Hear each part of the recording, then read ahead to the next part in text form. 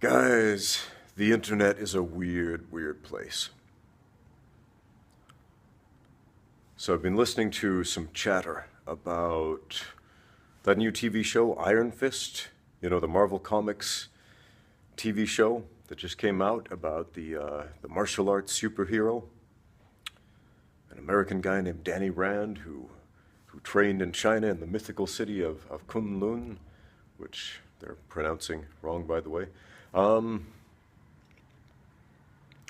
And he gains the magical power of the Iron Fist.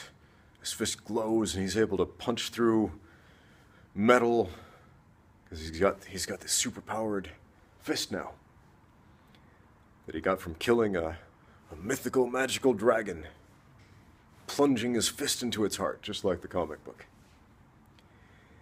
And some people are very upset about this, and they're saying it is culturally insensitive, racist, cultural appropriation, a lot of buzzwords being thrown out there. Because the main character, Danny Rand, is played by a white American man.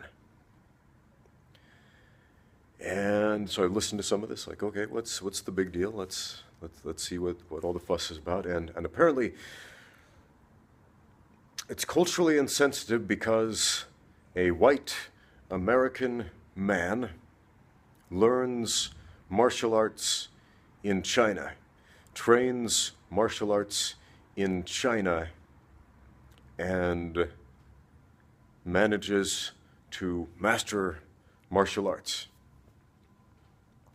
and even exceed the martial arts skill of those around him. And according to the internet, that cannot be. Apparently, white people cannot go to China and train in martial arts because that is culturally insensitive. Well, whoops. Whoops. That's all I do, man.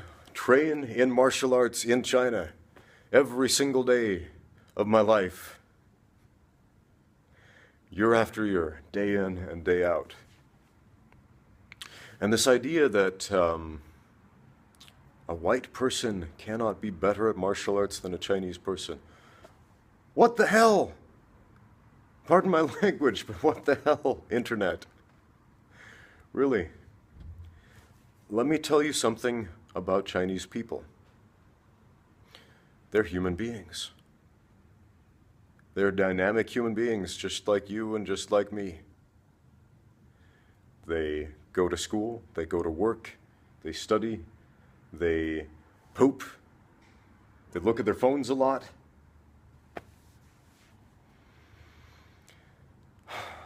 Not very many of them are martial arts masters.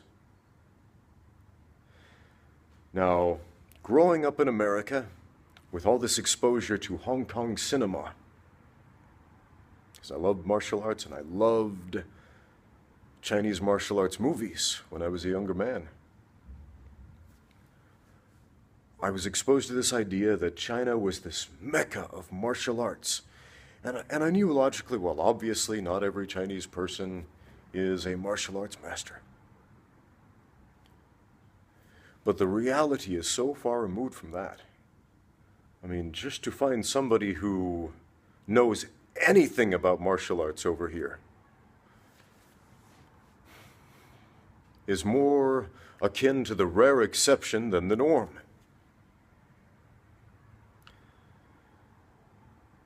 Now, being in the martial arts community, being a lifelong martial artist, being a professional fighter, being a professional coach and instructor of martial arts, I am exposed to people who train in martial arts on a daily basis. I meet with other martial arts coaches on a regular basis. And I've met maybe one Chinese guy who I would call a master of martial arts. One! Bear in mind there are 1.3 billion people over here. I'm sure there are probably more than just one, but, you know, out of all the thousands of people in the martial arts community I've met, one Chinese master.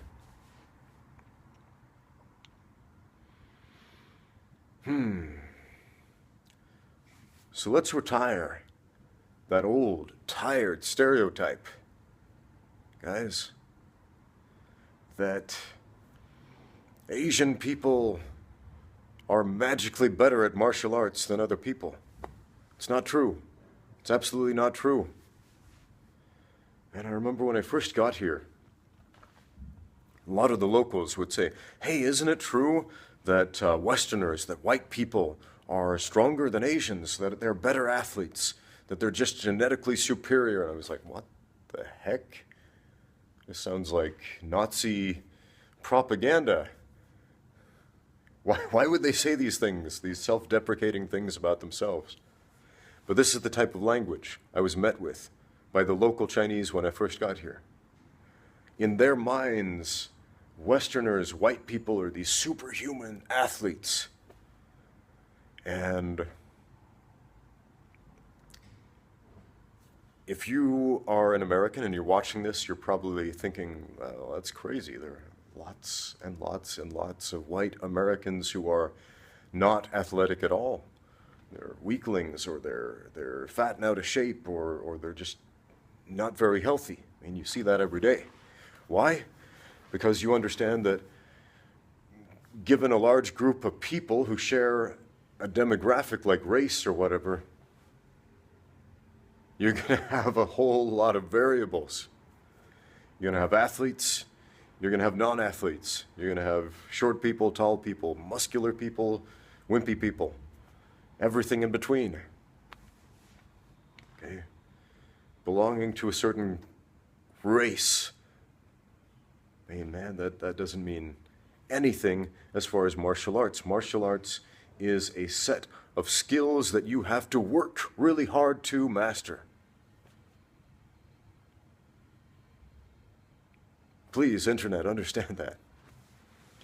And I read a bunch of chatter saying, oh, they should have cast an Asian American as Danny Rand. They could have done that. That would have been more culturally sensitive.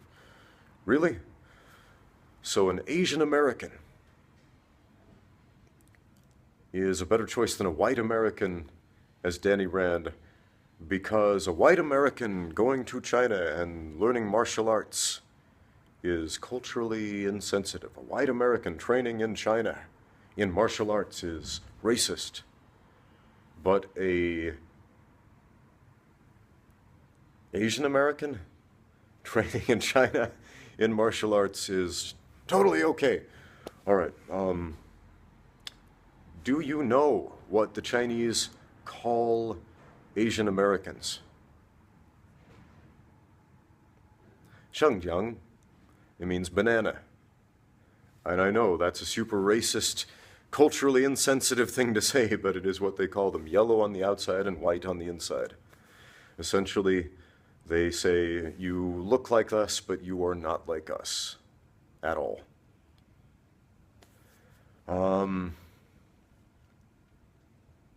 And yes, that is what they say. That it is not a culturally sensitive world over here in China. Okay, the Chinese are not culturally sensitive people in the same way that Americans consider themselves culturally sensitive people. All right, there are no social justice warriors over here. There are no people policing political correctness over here. I used to work at Shanghai Normal University. I taught this American culture class. It was kind of like a social studies class about America and our culture. And I gave this lesson on racism, because, you know, racism is and has been a big thing in American culture for a long time. So I wanted to teach them about the socio-political climate a little bit, about some of the things that Americans are very sensitive about in the media and whatnot. And this shocked my students. It shocked my Chinese students a lot. They looked at me like, what? That's really weird. And one of them raised their hands and she said, Mr. Dewey, there is no racism in China. I said, really? Because that had not been my experience coming here as a foreigner. Because when you're a foreigner, you were exposed to all kinds of racism. But she vehemently protested and said, there is no racism in China. I said, well, why do you say that? And she said, because we are all Chinese.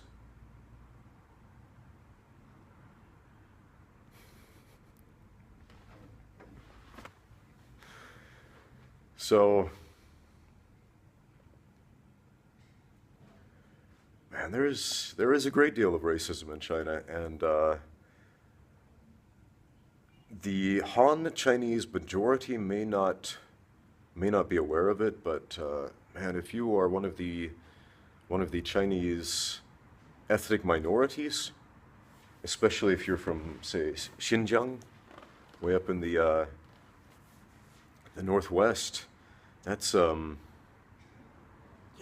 man, that's one of the most marginalized groups of Chinese people. If you're not aware, there are a bunch of different ethnic groups in China because it's a huge country.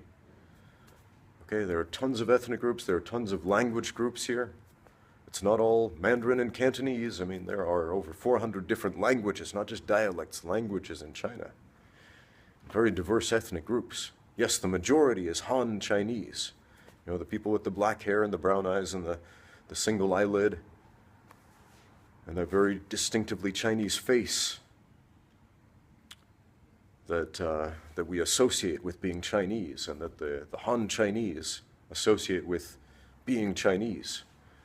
But like the Uyghurs from Xinjiang, they're a group of predominantly Caucasian people. Many of them have brown, sometimes even blonde hair, sometimes blue, gray, green eyes, darker olive skin. They often speak Arabic. A lot of them are Muslim. Many of them speak Russian and Kazakh and other dialects along those lines as well. And they're heavily, heavily marginalized by the Han Chinese. So, and even within China, I mean, racism is kind of a big deal. But again, if you live in a predominantly Han community, you might not notice that as much. But as a foreigner, man, heck yes, you notice the ethnocentricities here right off the bat. I mean, when I go out in public, as a white American man, when I go out in public here in Shanghai, if I ride the bus, for example, people will take out their cameras and snap pictures of me. They'll be like, oh. Or the children will always point at me and look at their parents and say, Baba, why Guoren? Like, Daddy, it's a foreigner. It's an outside country person. Why Guoren? Outside country person. That's their word for foreigner. Somebody on the outside. So, putting an Asian American in the role of Danny Rand, I don't think that makes it better. I don't think it makes it worse, but it doesn't make it any better. Now, I'm an American, but I grew up in a British household. My mother is from England, from North England, and she would always call me a Yankee Doodle. Say, Ramsey, I don't want you to be confused. You are a Yankee Doodle just like the rest of this lot here in this country. Bunch of Yankee Doodles here. You are not an English American. You are not a British American. You are not a European American. You're an American. Doesn't matter if you're a first-generation American. Doesn't matter if you grew up in a different culture than your neighbors. You're an American just like them. And my mother is very vehemently outspoken about that to all Americans, regardless of their race or their cultural heritage. She used to be a substitute teacher, and there was this young man, a Hispanic. young man whose ancestors came from Mexico. And he was in my class, and my mother was substitute teaching this class that day. And he made some comment about how he was a Mexican. And my mother corrected him and said, "You, sir, are a Yankee Doodle just like the rest of this lot. You're an American." And this made him quite upset, because he considered himself Mexican, because that is where his ancestors came from. Even though he was born and raised in America, his parents were born and raised in America, even his grandparents were born and raised in America. But because of the color of his skin, because of his surname, and because of whatever family traditions that were carried on, at his home he considered himself Mexican. And this made him quite upset, quite angry. But again, my mother insisted, "You are an American. You're a Yankee Doodle, just like him and her and him and her." And it upsets my mother a lot when Americans divide themselves into these demographics: Asian American, Mexican American, African American. And she tells them, and she's not very popular with Americans, but she's very outspoken about it. You are not African. You are not Asian. You are not Mexican. If you're born and raised here, you're an American. It's just how it works. But with identity politics, which has become so increasingly popular, especially with the young people these days, because I think young people want to feel special, they want to feel different, and I know I did as a kid, especially growing up in a different culture. With, being a first-generation American, I felt like I needed to distinguish myself. Like, I'm not the same as you guys. I'm not the same as all of y'all rednecks. But that's dangerous thinking. It is. Even when the majority tries to push you away and make you an outsider, as they did. I got bullied. You're not one of us. You talk funny. You're different. You dress different. You act different. You can't sit with us. It's still very dangerous to try to set yourself apart, to make it us versus them. Such dangerous thinking. Because that is the same type of thinking that creates any divide. Because when we can think that we can afford us versus them, it's all about the versus. And that's when we justify fighting. That's when we justify warfare. That's when we justify horrors and atrocities. That's when we justify racism.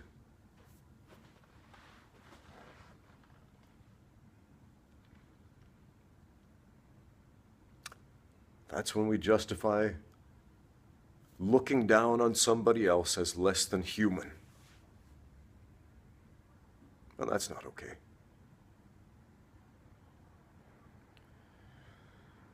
So, man, a comic book about a white guy who learns martial arts in China, comes back to America, and uses his skills to be a hero and do some good in the world. Why is that such a bad idea?